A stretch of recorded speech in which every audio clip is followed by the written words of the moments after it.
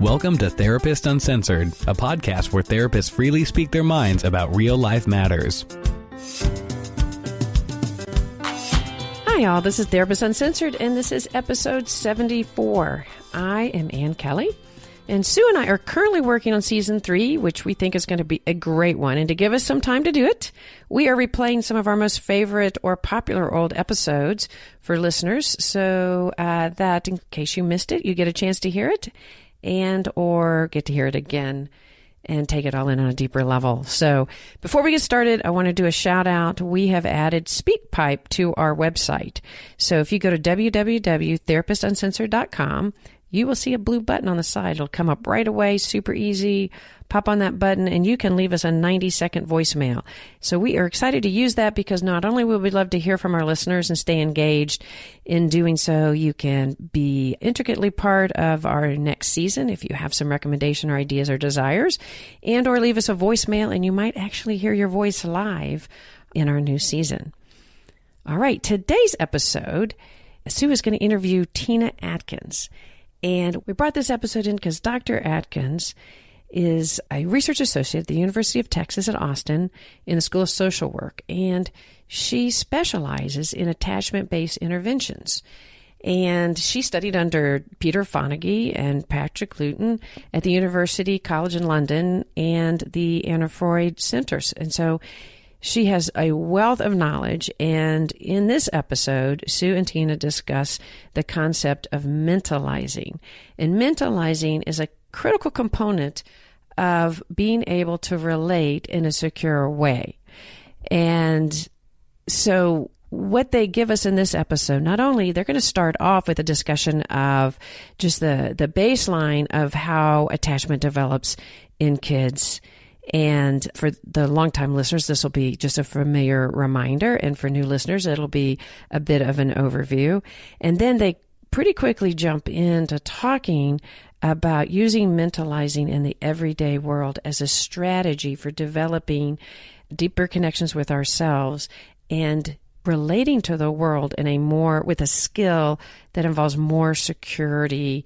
Sometimes we, no matter what our base of attachment style is, we unintentionally relate in a really insecure way, both to ourselves and to other people.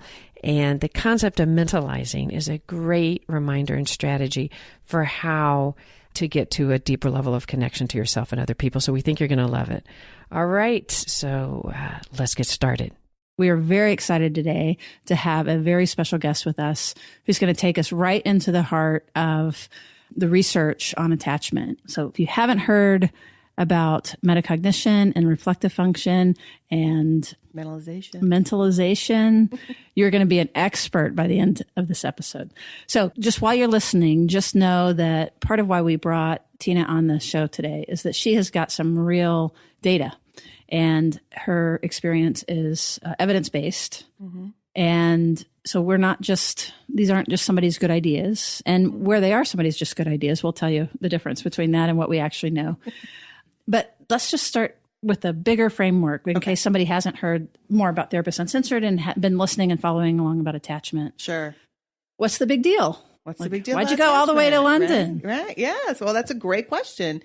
You know, one of the things that I realized was that I was working with, many of these sort of dysfunctional families or children that are being abused or neglected. And so if you go back to the basic question of, why are these parents treating their children so horribly, or even just, not great, spanking, things like that, things that I didn't like to see. And I knew from working with these parents that they themselves had been traumatized. They had a background that nobody was addressing. Nobody was talking about the intergenerational transmission of trauma or any of these things yet. And so already I knew that this was a parent who had been a child, and they had experienced their own history that nobody was addressing, and now they are parenting their own child, not just how they were parented, but through the eyes of perhaps a damaged child, their own inner damaged child.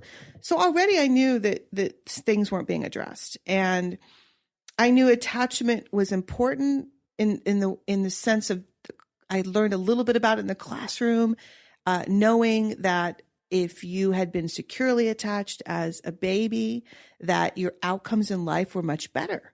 You had higher IQ, you had improved mental health, you were able to make relationships and have successful jobs. And so I'm like, what is this magic secure attachment? It's like an elixir. It's elixir. But it's measured at 12 months. So I'm like, well, we have all these kids in and they're older. So what do we do then? So there's a lot of questions about that. Like, I didn't know. And I wanted to know a lot more. And so going to the source, John Bowlby studied he was from London. And so going to the Anna Freud Center, which is definitely an international center that studies attachment and child welfare and families, was so helpful for me. I learned things I just had no clue about. And it just took me on a deep, deep level of understanding attachment and families and all these things. So on the most basic level, that's what it is that they've shown, research has shown that when a child has a safe, loving connection, so basically the idea of a secure attachment is that it provides safety, comfort, and pleasure. Those are the three things that secure attachment provides in the most basic sense between parent and child. Safety, comfort, and pleasure. Those three different kinds of pillars, right? But those three elements sort of are the hallmark of a securely attached child and parent. What I like to tell people is that this is something that follows you throughout your life. All your best relationships you find in life, if you look at your relationships right now and reflect on perhaps that's how you chose your spouse, they provide safety, comfort, and pleasure for you. If one of those is missing, then there's, typical issues. But anyway, so following that path out, there outside of secure, on the opposite of that spectrum is insecure, right? There's this, okay, well, what if something's missing? What if a parent is not providing this or a child is insecurely attached? And there's a lot of details underlying that, but the basic is that child does not feel safe. They certainly aren't always feeling comforted, or there's no pleasure. There's a lot of other factors in there.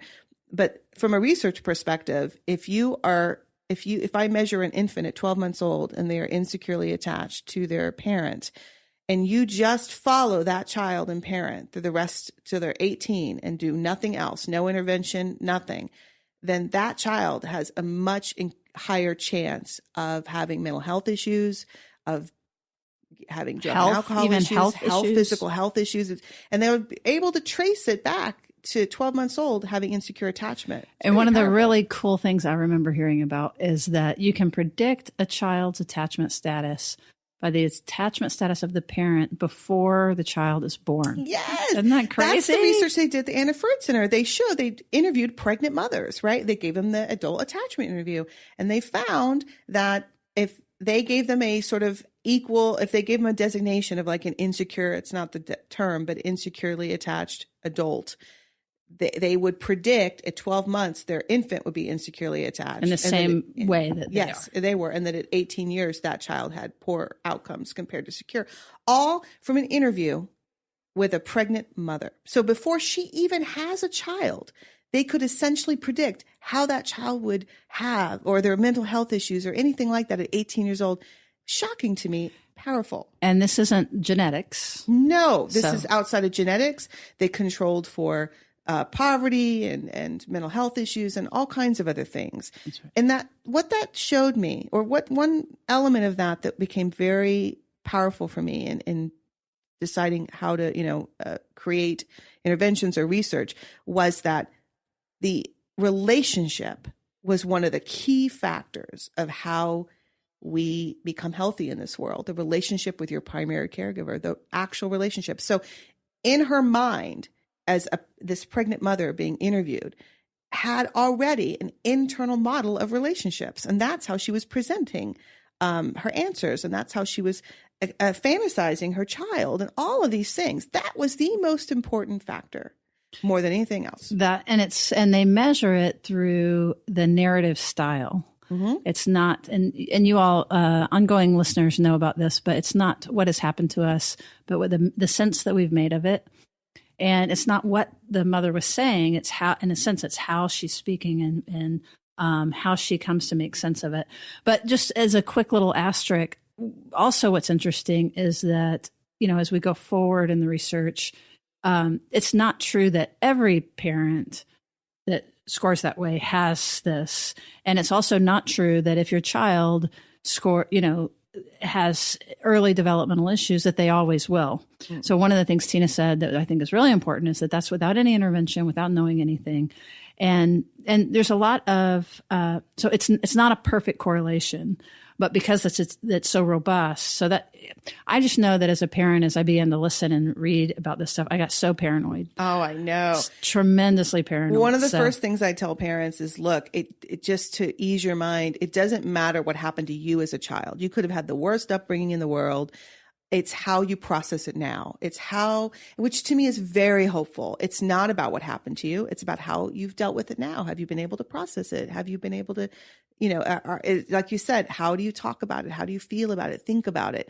And that can be changed at any time in life. Well, that's where that is exactly. So we're going to narrow in on a specific thing. One, Tina, can you talk to us about the general concept, and then also, can we just start, I guess, there? Like reflective functioning. Yeah, absolutely. Yes, so this is one piece of it that the data shows really is a powerful influencer on both creating insecurity when it's not there, but also promoting security when it's present. Yes. So one of the things they were researching at the Anna Freud Center in London was this idea of, okay, great, we know that secure mothers sort of create secure babies or influence secure babies, but how? What are they doing? Right. Maybe they're just very nice. Yeah. They're just sweet. Are they loving? And there was an original term called sensitive parenting. Maybe they're super sensitive. But when they really studied it, that wasn't explaining the variation. Another cool thing I heard, just as an aside, that really helps because I thought secure people, that's like Bigfoot. Like, is it really out there? Does it really exist? Yeah. But it really does. And people talked about like a mother that had even 10 kids and not a lot of resources can produce 10 secure children. Yes. Just naturally. It's almost like the natural thing that would happen if you've already had the benefit of it happening to you. Yes. You have so that's sort of where we're narrowing in on, is this idea of what is the factor. And Peter Fonagy and his team in London came up with this idea of parents seem to talk to their children and talk about themselves in a specific kind of way, which shows they have a high ability at something called reflective functioning. That is sort of the research term. The concept, really, the overarching concept is called mentalization. They have these great ability, they have these mentalizing skills. That's a very odd term, mentalization. You don't hear about it much. But what it really means is that I'm able to see inside the mind of another person. I'm curious about their thoughts and their feelings and their beliefs and their expectations. I'm thinking about their experience inside of their world. And at the same time, I'm thinking about my experience. So I am paying attention to what's inside your mind. Meanwhile, I'm paying attention to my reactions, my thoughts, my feelings. So it's almost like a dynamic situation. It's not just empathy. Yeah, well, that's a complex thing to do. When you get upset, you're just really kind of want to be just focused on you're upset. You can't. That's the problem, right? It's the idea is in ideal interaction is I'm paying attention to what's in your mind while I'm paying attention to what's in my mind. There's a wonderful phrase that Fani uses called basically, I see myself from the outside and my child from the inside. So you're able to kind of do that at the same time, which I think is really lovely. But there's this idea, though, that it's a cognitive element, right? I'm actually able to think about what you're feeling and think about all those things. But also, there's an emotional regulation element, just like you said. So when I'm really pissed off or angry, it shuts down your ability to mentalize. It's very difficult to see inside somebody else's mind if you are angry at them or that if they feel threatening to you. And that's normal. We don't mentalize 100% of the time, but we all seem to have an ability to mentalize somewhat. And what the research showed when they really narrowed it down was that parents that had secure attachment and had children who were securely attached had this very high ability to mentalize consistently. And that was and that's been shown consistently now through the research to be a pretty powerful element of a parent who can transmit this to their child. And then they found that children that's how children develop the ability to mentalize. They have to be mentalized by another caregiver. An adult has to do this with them for them to develop this ability. And since it is related to attachment and things like that, empathy and things like that, that's why sometimes you see children who have histories of trauma and insecure attachment aren't always sensitive to other children, right? That you talk about the lack of empathy to other children, because empathy is a component of mentalization, but it's also a cognitive skill, if that makes sense. So my thought was, hey, I work with a lot of older children. I'm not working with a lot of babies necessarily. I'm working with older children in foster care, foster parents trying to manage the relationship and the behavior with these children. It's kind of all a mess sometimes. Can we actually develop this skill in parents? And will this transmit to children? And is this something we can do outside of the therapy room? And that was really the big thing for me, because I work with a lot. When I was working in the foster care arena, and I still do in the foster family arena in Texas, there's limited resources for foster families. The children can sometimes have individual therapy, but this is a relational skill, and this is a relational issue. So it's something that has to happen between parent and child. So for those of you who follow Dan Siegel and the IPNB, Tina Bryson, interpersonal neurobiology, the term that they use is mindsight. Yes. But it's a very, I think it's an interchangeable, it's the same idea of being able to get in someone else's mind and hold on to yourself at the same time. Some of us are really great at merging and being able to be very sensitive and know what other people are feeling, but we lose ourselves. And then other folks can be kind of consumed with, down regulating and keeping people out in order to stay calm. Yes. And, one of the things that, like when we look at folks that, like part of why that this is difficult in our adult life and where we see it happening with couples and things like that, is that it's actually a good idea if you're a child and your parent isn't mentalizing and they're giving you a lot of anger or aggression or blaming you or not understanding you, for you to shut down those capacities, whatever capacities that are already there, is actually a healthy, secure, protective mechanism. It's a protective, that's right. It's an adaptation. Yeah. And so kind of getting that to turn back on or developing it to begin with sounds like it's part of your interest.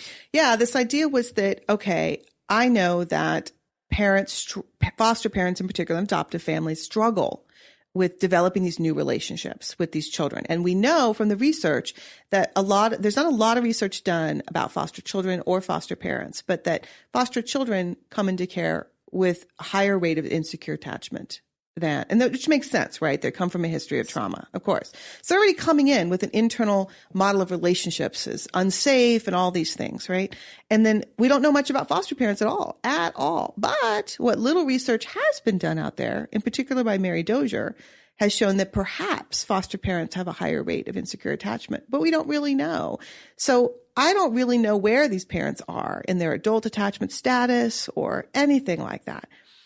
But I know if mentalizing is a skill that increases the chances of developing a securely attached relationship, you can't go wrong with trying to increase the skill level of parents that are working with traumatized children and see if we can increase their ability to have reflective functioning and to transmit that to a foster child. So that's kind of where that idea was born, was, okay, I had been taking clinical classes in mentalizing-based therapy that comes out of London, mentalizing-based treatment for families and adolescents. And I realized that a core component of that therapy is psychoeducation, because you kind of have to explain why it matters for parents to have buy-in, right? It's even in therapy. Why should we even care about this stuff? Why should we learn about this stuff? So once I realized that, and I realized, I'm working in Texas with foster parents who have no access to their own therapy or therapy like that with their child, but they are required to have a certain number of training hours every year. So that's when sort of the light bulb came on, and I was like, can I create a true psychoeducation training? Not just information. I'm not just shoving information at them, but I'm giving them a training where we are talking and we're going a little deeper. We are going deeper into the world of looking at yourself and your child and the relationship and practicing mentalizing skills, increasing actual skills in being able to communicate with your child. So can you give us an example of like what a mentalizing skill might look like? Yes. Or some of the practice. Sure. So for instance, and it sounds really simple. And this is why I always say that everybody sort of have these abilities. It's about pulling out and using them in the right moment. So an example of an exercise, it might be that you imagine that we have a scenario on the where I'm explaining where I'm saying, hey, imagine that you have a new partner in your life and you're dating them. You've only been out with them a few times and you're really into them, but it's not quite serious yet. Okay. And one weekend you're out with your friends and you're at a restaurant and you see that person with somebody else and it looks like they're having an intimate dinner. So the first thing I ask you to think about, and you can think about this right now as you're listening to this, is what's your first gut reaction? What's your feeling? Are you mad? Are you suspicious? Are you curious? Are you like, I don't know what's going on? So the first thing is the self-reflection of mentalizing your own gut reactions to that scene. And when you're in a classroom and when you're talking about this with a variety of people, what you start to realize is everybody has a different response. There is no one response. Some parents are instantly angry at this scene. They are mad. They are furious. Some are like, I don't really know yet what's happening. Already you see that we are thinking or already making up an idea of what's happening between this person we care about and a stranger. And we're either getting defensive and angry about it. We have the worst case scenario in our head, or we have a different idea of what's happening. So that's the first thing. And then we talk about, for instance, okay, what would you then do? What would be your next step? And then you get all kinds. If you think about it, what would you do? Would you go up? Would you confront? Would you leave? Would you sit there? Would you think about it? So many variety of responses. And then there's this idea of where do those come from? And then we can talk about internal working models of relationships and how it relates to the way you were parented and all kinds of things. But in the end, our ideas, our ability to mentalize the situation and be open and flexible and curious about all the different capacities or all the different ideas of what could be happening in this scene will determine what we actually do. So for instance, the parent or the person who's listening and says, oh, I would immediately go up and confront them. I'm mad. What we discover in this scenario is that this partner of yours is actually meeting with their sibling that they hadn't seen in a long time, who came out of town last minute. So here they are having a lovely, intimate little dinner. And you have perhaps now just ruined the relationship by going up and being a little crazy, as they like to say, right? It's like, so your ability to stay open and curious and flexible and truly mentalize the situation in terms of keeping an open mind, essentially, and being able to control and emotionally regulate yourself and your behavior is what dictates how successful your relationships will be in this world. Let's take a quick moment to thank our sponsor. For those listeners out there that are therapists, most of us want to spend our time with our clients and not with the tedious paperwork and billing, scheduling, etc. Theranos provides practice management software that can really help and has helped thousands of therapists out there better manage and grow their practices. Now, they've set up a special offer just for our listeners. You can try Theranos for free and then receive 20% off your first 3 months if you sign up at theranos.com/therapist-uncensored, or go to our website and you can click on it from there. Thanks. I love that example. I was just totally putting myself in it. It's great. You say something that even just that example, what's implied in it is even just hearing everybody else having a different reaction. Yes. You come to understand that your personal reaction is simply that, and that you're having beliefs. And so even the difference between this is actually happening, that cheater, to, I'm thinking that he's or she is a cheater. Like just that movement. That's alone, a leap. That's a big leap. That I'm having beliefs and that I'm having reactions versus when we are in it, sometimes that's gone. and it's all very just concrete and literal.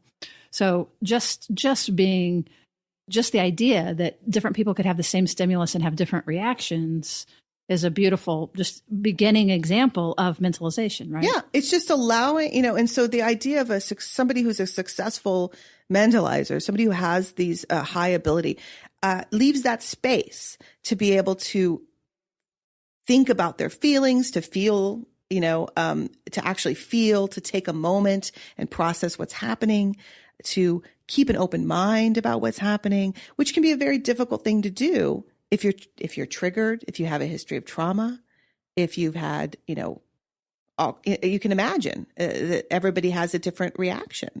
And it's fascinating to me to hear them all and opening the minds of saying that the minute we make it super personal without really, what's the only way to really know what's happening here? The only way is to literally have a conversation with that person in an open and flexible way to find out what's really going on. If you run in and attack, if you run in and confront, shuts them down, shuts you down. And I use this as an example because it's very relatable and it's sort of non-triggering in many ways because it's just a general situation. But it happens every day between parents and kids. Right. Parents will be triggered by their kids. Kids will. I hear parents all the time, my friends even, not even just foster parents, who are just like, he's really just trying to get back at me, which could be true, could not be true. But once you decide, exactly what they're doing or what's inside their head without actually talking about it, then you shut down your mentalizing, actually. So, well, in some ways, this is very challenging, what you're talking about. It sounds simple on one level. I know. But you have to move from knowing, which is a very comfortable place to be. Yes. My righteous indignation is... That's right. I know my kids. Exactly. And it's just unexamined, but it feels really good to be in it. And you have to give that up and move back to a place of not knowing, which is actually a much more... we've talked on this podcast a lot about the biology of this and the science related to the neurobiology. So that's really literally moving into a different area of the brain, moving up. So from a limbic response to more of a prefrontal cortex response, where now you're able to reflect on your heart rate and the blood coursing through your body. And we've talked about it before as like a crow's nest on a boat, you know what I mean? Where the guy goes up and he has binoculars and he can he can kind of see what's going on. We can't necessarily stop it, but we can begin to reflect on it. And that in and of itself, it changes neurologically where it's coming from. But what I really like to think about is it is giving up something, because to not be reflective feels really good. It's true. It's like control. It's security in some ways, emotionally. Yeah, it's terrible. Yeah. But we're brittle. Yeah. We're not open. Right. Well, I mean, some of the hallmarks of mentalizing are perspective taking, curiosity, the unknowing, being uncomfortable with the uncertainty, and be willing to explore it in the moment. And it's much easier to do when things are calm and nice and pleasant. It's much harder to do when your child just mouthed off at you, Absolutely. And then it's like exploring your sass. triggers, right? Yeah, the sass. But some things, we talk a lot about triggers with parents, is some things bother you. Like, for instance, kids lying to me doesn't really irritate me as much as it does some parents. Some parents, it's a huge trigger, lying. Yes. Right. Or it just depends. And so where do those triggers come from? Why am I not personally offended by the child's lie, but you are? Right. It's fascinating to think about, but it's also necessary to fully mentalize, to not sort of overreact or react in the moment. So this is actually a way which I'm really discovering the more and more I deliver the training and the intervention, is that parents are telling me it's a way to help them emotionally regulate themselves, which I find fascinating, because that is the hardest thing to do. And we always say, take 10 breaths and breathe.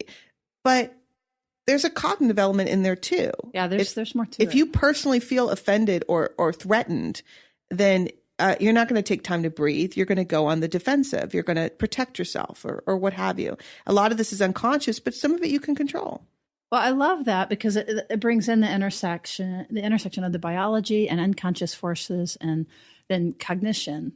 and how they all interplay, because it might be that without the breath, we aren't able to catch the curiosity, True. But you're right that even if we're sitting there breathing, but we stay in the exact same cognitive space, the breathing isn't going to do it. That's right. Because you know that you're right. being threatened. That's right. And you were going to respond appropriately. So that the breathing, in a sense, gives a chance for reflection to begin to ease back in. And again, that happens typically when we feel a little safer. But also what I love about what you're doing, Tina, is that expanding that capacity. So it's not just when I'm calm, I can do it, but we want to grow it in people so that even when you're not calm, you can kind of work your way back to it. And that was the question, because to be honest, I mean, obviously, since I'm a researcher, I'm really curious about how things work, but also I am a clinician and I love teaching and I'm developing these interventions. So I'm with the parents and I'm in the classroom and I'm experimenting with these different methods of what really works at home, because I'm not there with you. I can't go home with you. I don't really know what's happening. So what I've learned, at least so far, is that I don't know for sure, but the data is very promising of this idea that practicing while you're calm, while you're in the classroom in a safe place with perhaps other people that understand you or not. But so far, that's how I'm doing it, right? These are with a group situation, small groups, 10 to 15 parents. They're all in the same boat, essentially, and they're practicing. And then they're reporting that they're going home, and in the middle of a difficult moment, they're able to do this when they weren't able to do it before. And that to me is surprising. I'm hoping it sticks, but it tells me something that perhaps they don't even have to practice in a difficult moment, but by just practicing, sort of like meditation, by changing the brain or changing the way that we think about things, that you can't help, but then it changes you. It changes you, perhaps. I love that, that the mind changes the brain and the brain changes the mind, and it's just this interplay. Yeah. So I have this story of a parent a number of years ago who went through the intervention, and she was a longtime foster parent. She fostered teens, and often difficult teens. And this was a 3-class. We had 3 classes that we did, and this was after the second class. And she said that something happened. And so she told me this story about she has this teenager who is 17 and has been quite difficult, lots of behavior problems. And she was about to ask her to leave the home, because what was happening was she was going to school and fighting and getting suspended. And then the parent would have to take off work. And it was just wreaking havoc. And the parent was telling me, the mom, she was like, look, this child makes me angry. And this child so every time this happened, the general thing was she'd come home, they'd have an argument about it, she'd get a consequence. You can imagine, how this would go down.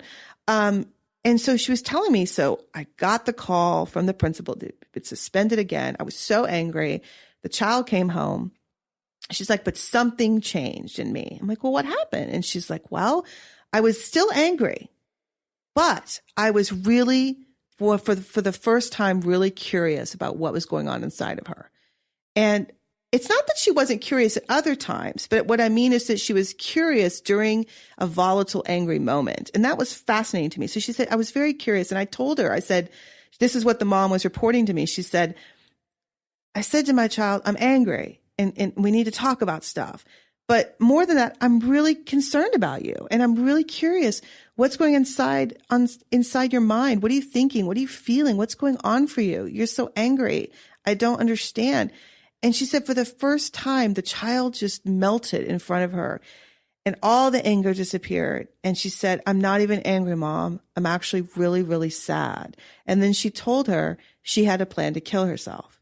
And this foster mom told me she doesn't think she would have ever discovered this plan or any of this stuff if she hadn't talked to her in that way and hadn't been curious and really, and that I get goosebumps just thinking about it today. And she was genuinely thankful that she has now had a shift in her mindset. She's thinking differently about herself, about her child. So even though she was angry, just by sort of thinking about things differently and maybe practicing in class, she was able to shift her viewpoint in the moment, in a very critical moment for this child. That's an incredible story. Yeah. It just resonates as so true. And I know in my own parenting moments when I've been able to make that shift, I have some adolescents, and yes, you do. You have a couple of them. And, sometimes what they're putting out to the world isn't really what's going on, but it's so easy to just be responsive to just that. Of course. And, these are great, great kids. But it's the softening. There really is. I mean, it even feels different when you make the shift that I'm going to get out of this power struggle with you. And it physically feels different. It does. And they, I think, can feel it. And then now you have soft instead of hard.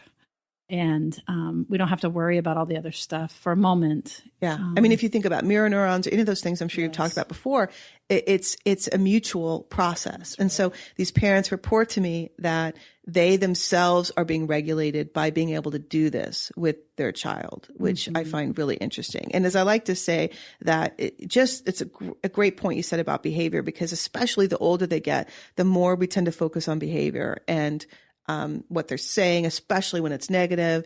And there's always something behind the behavior, and being that sort of emotional detective, as I like to say, going a little deeper. I love that. There's this idea of the symptom is a solution. Mm-hmm. And so that just, again, immediately, if you can imagine a little light bulb going on over your mind, that just that thought even is like, what's the solution for? Like not making a choice. Well, that's a solution. Or, whatever the behavior is that you're struggling with. Like if you just begin to click it that way versus the other, right? Like you've opened up this, we've talked a lot on this podcast about taking a pause and this auto-regulation and things like that. But I love this piece because it's a very specific what to do. What to do. Instead of all this what not to do and how things are screwed up. Yes. And there's this sort of, parenting traumatized children, foster parenting is a unique thing, but it's also just parenting. A lot of it is simply how to deal with behavior problems and how to deal with tantrums and a lot of things that a lot of parents want to know how to deal with. And as I like to say, it's like these are sort of ways to increase your own toolbox, your skill level, so that you can deal with issues individually, because I can't tell you what to do. You have to figure that out on your own. But everybody wants to feel better about their relationship. They want something that reaches deeper. They just don't know how to do it. That's just great. So in just a moment, if there's anything more specific too that you would like to give suggestions or ways to facilitate it. Yes. But just to clarify for everybody how cool this is, that part of what Tina is working on is being able to deliver these kind of interventions in these like power shots right. and this small amount of time without therapy, without any clinical intervention, but with care and kindness and truth. And be able to really make, hopefully what we're hoping for is real change within the parent that then translates into the family. Yeah. And so far the intervention is roughly 8 hours, broken up into a couple classes and over several weeks. So they have time to practice and process. But I will tell you that I'm working with a number of researchers and a lot of interest in translating it into different, it's applicable to any parent really. So right now I'm working with a couple of researchers at Wayne State University. They do a lot in this area, and we want to adapt it for military moms when the parents deployed, substance abusing moms, parents, it could be mom or dad, but there's a lot of sort of complementary. It could be used in conjunction with therapy, or hopefully can it make a difference even on its own, especially with relatively well-functioning parents, I'm sure the more extreme. Just in terms of things you could do at home, I think it's sort of, there's starting to use questions for yourself and your parents. For yourself and your children. So starting to think about, be curious about why they did what they did. What's behind their behavior? What are the emotions behind their behavior? What were they thinking when they said that? What were they feeling? Yeah, and it doesn't sound like, what were you thinking? No, you're not saying it. You're actually doing it. You're doing, what I like to say is if in the moment you may not be able to do it. So later on, when you have a calm moment, this is when you think about it. So it's not too late. It's not, no. So you think about it later and you say, hey, what was he really thinking or feeling when he did all that? Why did I react that way? Why was that a trigger for me? What, am I cranky? Am I sleepy? Am I hangry? What's going on with me? And why am I doing this? So it's just being curious and starting that process. But even in the moment, if you're able to, when you're in a difficult place with a child, being able to sort of stop and think and say, hey, I know, a great example is if they're misbehaving and they're having a moment where, they're really angry. They have to go to school. They're resisting. They're having a whole tantrum or sort of a little tantrum or whatever. And you're able to kind of just stop for the moment and really attune to them and connect with them on their eye level and say, I see you're really angry and I'm really curious about that. I want to know more. I want to know more. What are you thinking? What are you feeling? Is there any way I can help right now? We still have to go to school, but is there any way that I can help you feel better? It's just, that's the most basic sense of everybody wants to feel known. We want to feel somebody's thinking about us. We want to think somebody's really curious about us and invested in us. And these are not always the way we talk to children. And it can make a huge difference. I've seen it time and again of taking a tantrum down a whole level by simply connecting with the powerful emotion in the moment, acknowledging it, and really showing an effort to mentalize them but in that moment, you have to be able to regulate yourself. And that's the difficult part. And so this is where I find parents really struggling, which makes a lot of sense. They're really angry. But like this woman said, she was angry, but she had sort of been already thinking about it before the child came home from school. So she was angry. She was kind of probably rehearsing the things she was going to say to her when she came home. But then all this sort of came back to her from the classroom. And she was like, okay, I'm still angry. That's not going away. But I've opened my mind enough. I've been able to regulate enough to see there's other things going on here. It's not just this child acting out and misbehaving and trying to get kicked out of the home or all the different things I think are going on. There's something else there, and I just don't know what it is. That's great. That is great. So I particularly like what you're saying about being able to get those wheels spinning away from the child so that you're more primed when you're with them to think in that way, even if you're a little dysregulated. Yeah. Another technique that I understand or that I have recommended is even when you have toddlers, little bitty ones that aren't speaking, but they're learning language, that it's recommended to just mentalize out loud. Yes. Instead of just book or whatever. Yes. Like I'm opening the refrigerator. I'm thinking about what to have. You know what I mean? And that you just sort of narrate what you're thinking and your perspective and shifts. And we could do this or we could do that. And I'm tired from work, so I'm not going to cook. And that you just say out loud what is just crossing your mind.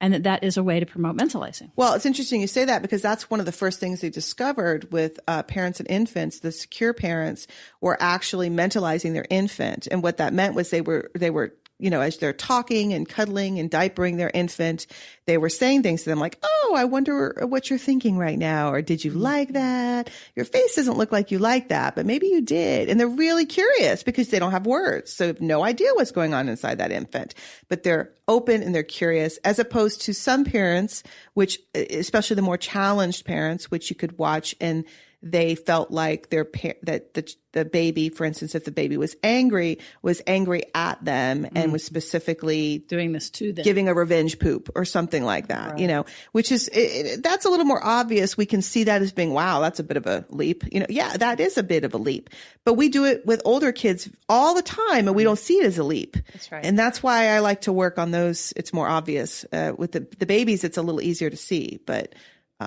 it's harder to see with older children. Well, this is so exciting. And the application of this, like you said, is so wide. And yet the research is new. And it is new. So there's so much still to learn. But for those listeners who would be interested in reaching out to you, and first of all, in the show notes, we're going to have plenty, as we always do, of resources and more information on this. Sure. And maybe some articles. Absolutely. And give you more data, because we can always dive deeper with Therapists at Uncensored. But also, if they want to reach out to you directly, can you share? Yes, please. I have a website that has a lot of general information about the interventions called Family Minds. And if you go to the website, www.familyminds.org, you can find information about the intervention and what mentalizing is. There's some little videos with Fonagy on it and just some real basic stuff, which is nice. You can reach me at tina.adkins, that's A-D as in David, K-I-N-S @gmail.com. And then if you're interested in any of the London stuff, I would just recommend going to the Anna Freud Center's website, annafreudcenter.org, or just Google it, to be honest. That's the best way to get there because they spell their words different, like centers with R-E, not E-R. Anyway, so you can explore a little deeper there as well and read more about the research and clinical interventions and things like that. So that's great.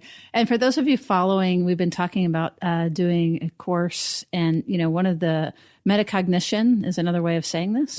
It's one of the 3 pillars for adults. When we treat adults, what we want to do to promote earned security, and we love earned security around here. That's our favorite thing. We want T-shirts, and Right. So this is a really, really important concept that we're getting to do a deep dive. So it'd really be great to figure out if even increasing mentalizing skills then changes your own internal earned security. Model. Yes, It would be really fascinating to figure that out eventually. Absolutely. Love it, love it, love it. And I had mentioned this to Tina before we got on, but when there's a whole organization that was developed just out of this, a little footnote that where Fonagy said that in 6 weeks that low-income mothers can be taught this skill. So we don't have to be in therapy for years and years and years and years, or even in a secure relationship necessarily.